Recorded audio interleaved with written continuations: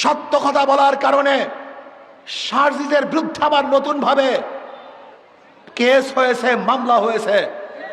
আমি আশ্চর্য হয়ে যাই, বিএনপির প্রতি আমার করুণা হয়, যাদের দ্বারা চক্ষুদান আজকে তাদের কি তোমরা নিন্দা করতেছ, তাদের বিরুদ্ধে কেস দিয়েছ।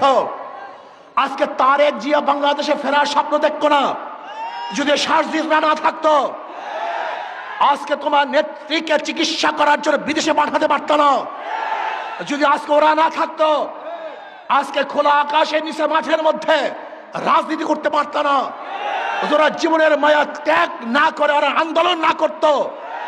কিন্তু আজকে যাদের মাধ্যমে নেত্রীকে চিকিৎসার জন্য বিদেশে পাঠিয়েছ, তোমার নেতাকে বাংলাদেশে আনার ব্যবস্থা করতেছ, আজকে নির্বিঘ্নে রাজনীতি করার সুযোগ পেয়েছ।